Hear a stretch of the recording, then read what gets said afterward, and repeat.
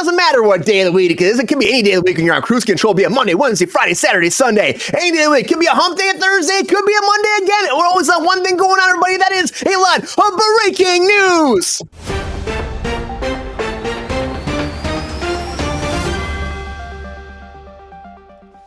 All right, the very first thing I'm talking about right now is Sony. Sony. Not about the Paramount deal, not today. But Sony came forward and they're saying, everybody, do not use AI. They're really worried about this happening. Don't use AI. Don't do it. They're asking all their servers to opt out. I saw these opt-out letters, what they were saying right now, which they've obtained from, this came from Variety. This whole thing came down stating that developers need to use, or need to have explicit permission to use AI content and warns not to use it. They said don't use it. They don't want to be having any problems. You know why they don't want to have problems? Because what's been happening with the AI system these days. So I think Sony knows they already got enough news going on, them trying to buy Paramount. They don't want to fuck around with AI anymore and get more bad press. And so they're trying to keep that bad press down, keep those stocks rising, Paramount and Sony.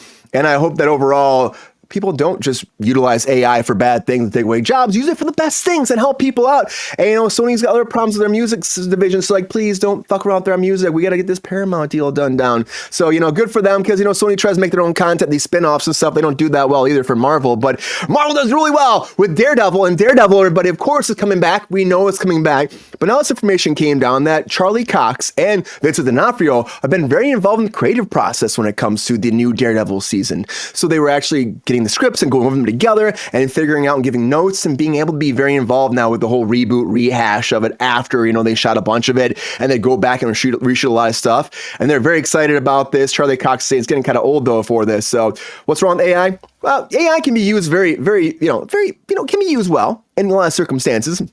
There are times where people are using it and taking away jobs, and Sony's worried about that, and they're just trying to make sure they get on top of that right now so developers coming in to work with their music department aren't just overusing and taking jobs away.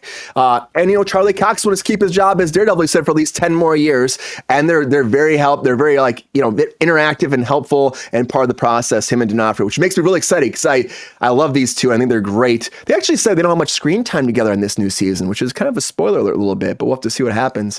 So I just want their IP included in training data. There you go. They don't want that shit. But, you know, Marvel, I think they're doing a great job by bringing back Daredevil, but also a great job bringing Wolverine back. And, you know, Ryan Reynolds came forward about Deadpool and Wolverine saying that he was shocked that Marvel actually let this happen and let it be rated R, and a hard R at that, which, again, I was shocked by it too. I think most of us were on top of it, but he said overall that he was surprised, and he was surprised, but he said that the fact they made it happen was amazing, and they couldn't have done it right. They couldn't have done right. He said they gave Logan a rated R. Why would not? When it did so well because it was rated R. You have to give him rated R coming back here with Deadpool, and so I think it's true. I'm really excited they went with rated R. I can't wait to see this. July can't come soon enough, right, Sean? Oh yeah. Can't come soon enough. It really can't. Echo kind of ruined the Kingpin. I can kind of see that. I think that's a start, though. I think when they ended it, they were bringing it up to have him become Mayor Kingpin moving forward. We'll have to wait and see when Daredevil comes back. We'll have to see. But yeah, July can't come soon enough. And a lot of people are saying can't come soon enough. It is Megalopolis because they got a 7-minute standing ovation. That's premiere. 7-minute standing ovation. And Francis Ford Coppola hasn't done anything in years. And he's coming back to this. And of course, the Godfather movies back in the day. I mean, some big movies. I'm excited to see what his vision actually comes to screen. He self-produced this. Talked about the other day. And he's really been pushing for this movie made for a long time. And I mean, it's been 13 years since he directed a movie, so I hope it's going to be great. It sounds like it's got some good like little reviews coming in. So I'll have to wait and find out. Anyone care about the ratings? People care about ratings to a certain degree. But yeah, I can't wait. But something else been doing great overseas and also as premiere and at the independent circle has been Superman, which again, this is a documentary that's based off of Christopher Reeves and his Superman, what he created and how he made Superman come to life to the big screen and such a global impact he made. And this documentary has finally got released. It's going to be coming out here in the States. Fandom events are going to have them September 21st. And also going to have some fun on Christopher Reeves' actual birthday, September 25th, airing some more of it. So I can't wait to see this. It sounds pretty cool to actually have a documentary about the Man of Steel himself, Christopher Reeves. And I think, he brought a lot to Superman. And I hope that this showcases the passion, the drive he had for the character. He wore a lot of wigs apparently, which is shocking. I wouldn't think he'd be wearing wigs, but apparently he had wigs on for a lot of it. They have wigs that are on display at these Superman museums, especially wigs, Brian. Super wigs. Hey, you know what, Mike? Don't mess with Super Wigs and do not mess with Super John Cena because Cena will fuck you up. But John Cena's gonna be doing Shark Week, everybody. Shark Week. Now, Momoa did it last year, so I guess we go for the next big, bulky guy, John Cena, this year. So good old John Cena will be peacemaking it up over on Discovery. He was the best Superman. He was so fucking good. Over on Discovery, starting on July 7th, you have a whole Shark Week of John Cena overpopulating the ocean and kicking some ass and dropping some elbows and giving people the FU. So speaking about FU Diddy, that's what I have to say. I think a lot of people are saying that online. He had we talked this on Friday, or was it Saturday, our special Saturday edition, and now people came forward because he put a little apology movie out, a little video out online, and he's like, I did this, I did all of it. I admit to all of it, and I was the lowest part of my life. And now, what's your lowest of your life? How do you deal with that? I've worked on it for so long to get to be a better person. Did you, Diddy? Because you denied this shit just a couple months ago, like this never happened. The video came out, and now you're like, oh, that was me. Oh, that did happen. But he denied the same thing in the hallway that this happened because Cassie came forward, said this whole situation happened. He said, no, it didn't happen. So did you really do the work? Oh, he's bullshit. And that's what people are saying online. You're trying to protect yourself. He doesn't give a fuck about Cassie. Little girl's coming forward saying, too, that she is suing him.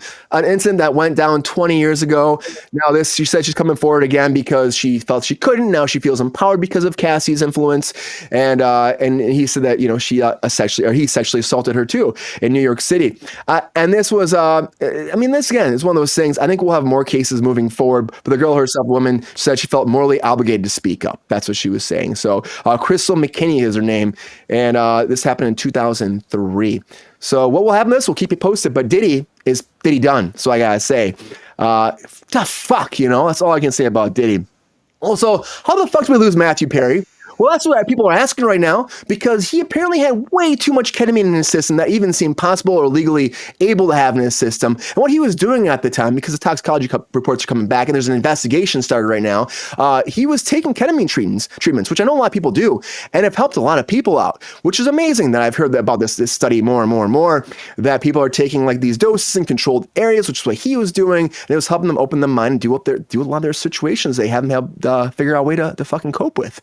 And so he was doing that, but he was actually getting off the ketamine more and more and more. He's been sober. And then the toxicology report comes back and he had like lethal amounts of ketamine in him. So what happened?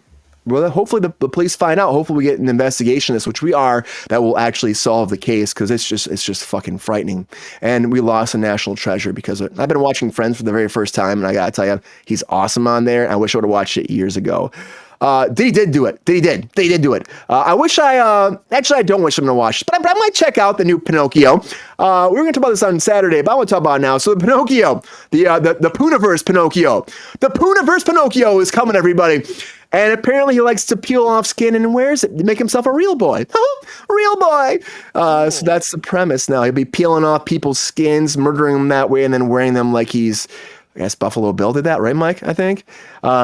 So... Any self-respecting real boy is wearing a skin suit. Skin suit. Oh, it's all the rage. It's what all the kids want for Christmas. Yeah. The skin suits are coming this holiday season. Dance your heart away, but don't dance too hard because you might lose your career. That's what Carlton said. That's right. That's what Alfonso said coming forward. He said that he loved that role. But unfortunately, said it killed his career as an actor, because after that, no one could see him as anything but Carlton dancing. And, I think he's done pretty well, though. All the hosting he's done, he's been, 52 years old, co-hosting Dance with the Stars. I think he's been doing well, but he did, would he have a different career? I don't know. You had a fucking monumental role that made your career in a lot of ways. So I don't know. It's hard. It's hard. People can't get away from characters sometimes. You get stuck in it, and that's it. But Tom Hardy will not be getting away. Well, he will be getting away from Venom. That's the idea. They're saying that Venom 3 was the last one, but I don't think he'll be getting away. They say this is it. This is done. It's the final showdown. The last Venom happening. The last dance, they're calling it. But I do think that it's going to transition him into something else, because he's a great Venom. And Queen, you're right. That Pinocchio thing, it sounds fucking ridiculous. It's fucking crazy. He's like Leatherface. Yeah, Pinocchio, Leatherface. But another person eating people is Venom, of course, too. I can't wait to see Venom 3. It's coming out October 25th, and I hope it's great. And if it is the last one, then good for Tom Hardy to make such an influence in the Sonyverse, which has been fucking sucking it up besides that. So, now, of course, Tom Hardy's been great, but, I'll see this. But also coming back, though, is Happy Gilmore 2 officially? Netflix made it official. Of course, we talked about this like weeks ago that this was happening, but it was also a rumor from Shooter McGavin. And of course, we had Adam Sandler trying to navigate this too, because it wasn't supposed to get out there, but now Netflix officially said that Happy Gilmore, It's All in the Hips, is coming back for one more swing. Will it be good? I hope it is. A lot of breaking news, everybody. A lot of breaking news.